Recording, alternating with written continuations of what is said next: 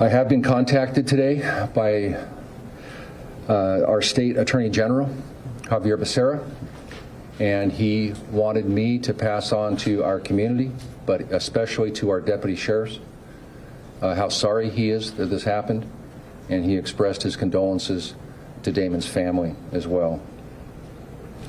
I also received a phone call from FBI Director Christopher Wray from D.C., and Director Wray also expressed how concerned he was for the office and sent his deepest condolences to all the men and women that work at the Sheriff's Office and to the Santa Cruz community.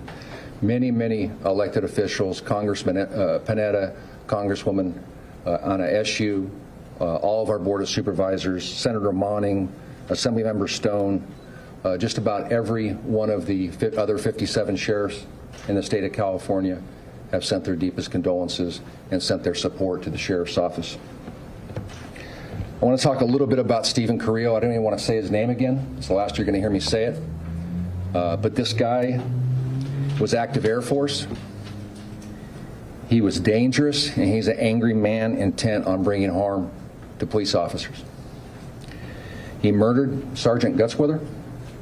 He injured another deputy and another police officer. And he's going to be held accountable. And I trust our district attorney.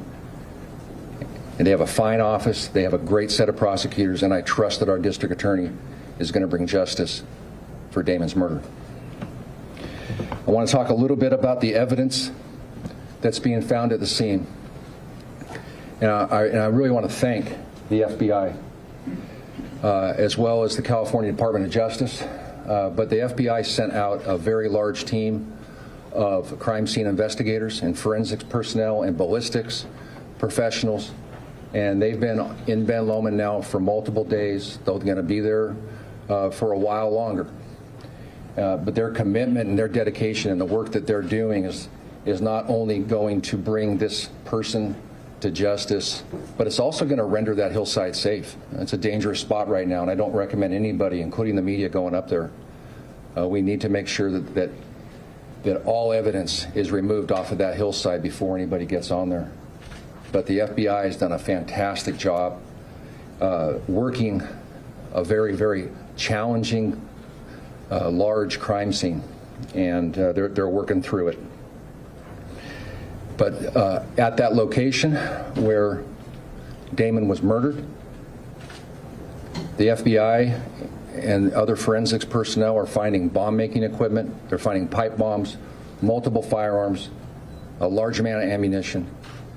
And so they are going through all of that evidence. It takes a long time to render those types of devices safe. And they're taking their time, and they're being patient. And I really want to thank the Ben Lomond community. They're being patient as well. This is a very unusual event for a small town like Ben Lomond, and they have welcomed the FBI and all the agencies that are up there with food, water, and support. And it means a lot to everybody that the Ben Lomond community is doing that. During the suspect's escape, he carjacked one person. He attempted to carjack multiple other people. And we believe that there might be more victims out there that haven't come forward. And so I want to encourage people in the Ben Lomond area or anybody that was going through Ben Lomond on Saturday at around 2 in the afternoon. If they saw something, if they were somehow victimized by this guy, please come forward. We would love to talk to you. It's very important for this case. It's very important for Damon's memory that we get this case right, and we encourage anybody who saw something, who knows something, or who may have been a victim of this guy to contact the district attorney's tip line at 454-2588. That's 454-2588, and an investigator will call them back as soon as possible. This was, as I described on Saturday night, this was a very chaotic scene. There was a lot of gunshots. There was pipe bombs going off. Radio and cell reception is poor in that region of the county. And our deputies were scouring the hillside, both on foot and in vehicles, looking for this guy on Saturday afternoon. And I want to talk about what happened when he was detained. This guy went into the backyard of a local resident, and the local resident confronted him, wanted to know what he was doing on his property, and the suspect told him that actually he had an AR-15 slung. He was carrying an AR, and he told the resident that he wanted his car keys. And the resident very calmly went into his house, obtained a key, and came back out and handed it to him.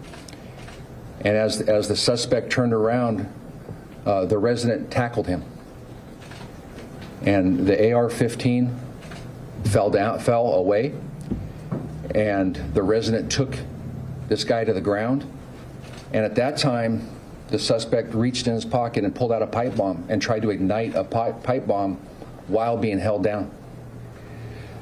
This resident was able to knock the pipe bomb out of his house, out of his hand, and then the suspect reached into his waistband and pulled out a pistol. And there was a wrestling match over the pistol. The resident was able to knock the pistol out of his hand, detain this guy. Multiple other community members from Ben Lomond then jumped on this guy and held him until our deputy sheriffs were able to get there and place him under arrest. It was a remarkable, remarkable, heroic thing that resident did. And he does not want to be named. He doesn't want any recognition. But at a later date, if I have to personally drive up there and see him, we will provide him with accommodation and a citizen's medal, because this guy could have done a lot more damage in our community had that resident not taken the action that he did. I'm not going to read the whole list, but there was about 40 police agencies that responded to Santa Cruz County and Ben Lomond to assist us. We were stretched really thin on Saturday. We had a lot of people on that scene. We had other calls for service occurring as well. We had people that were injured. And we called for mutual aid, and there's a process for that. And some of the local agencies recently, mine included, have received some backlash for providing San Jose and Oakland with mutual aid when they needed help. But I'll tell you what, we called for mutual aid, and hundreds of police officers, dozens of FBI agents responded to Santa Cruz County because we said we needed help, and we did. We needed help. And it was incredible to see the amount of people who showed up and simply said, what do you need me to do? And we put them to work. They watched our county for us. They processed our scene. They helped our deputies. And it's been an incredible, incredible thing to watch, where we don't call for help that often, but when we do, everybody came. And I can't thank the police agencies enough. I wish I had the time to name all the agencies, but I do want to name a few that really provided a lot of support. And in addition to the FBI and the Department of Justice, who's helping on that scene, I really want to thank the Santa Cruz Police Department. They're still helping us. They have been amazing, and I really appreciate having the local relationship, not just with Santa Cruz, but with Watsonville, Capitola, Scotts Valley, State Parks, UCSC. CHP has been amazing. All the local agencies have really pitched in. The Monterey County Sheriff's Office, the Santa Clara County Sheriff's Office sent bomb teams. They sent personnel. We told them we needed our county watched overnight, and San Mateo Police and San Mateo Sheriff sent 40 personnel that night because we needed help. It was just incredible. So I can't thank those agencies enough. There's also some fire departments I want to acknowledge. There's always this thought that police and fire don't get along. In this county, they get along fine. And we always help one another. We're too spread out, and there's not enough of us. And we work very well with the fire departments. And I really want to thank CAL FIRE, and Ian Larkin, who runs that group. I want to thank Felton Fire, Ben Lomond Fire, Boulder Creek Fire, and AMR for the work that they did. And I talked to the life flight medics that medevaced our injured deputy out. I thank them for their service, and I thanked all the people that worked on Damon at the hospital in the medical community, and they're as heartbroken as the rest of us. They did everything they could to save Damon, and they did everything they could to help our deputy who was injured and who's now in stable condition. And it's just commendable what everybody did, and I can't thank them enough. This case, as I've mentioned, is being investigated by the district attorney's office. So they have a team of investigators that are working on this case. They're going to finish this case up, and District Attorney Jeff Roselle is going to comment on that and the prosecution that's going to take effect here coming up. And I really appreciate that, Jeff.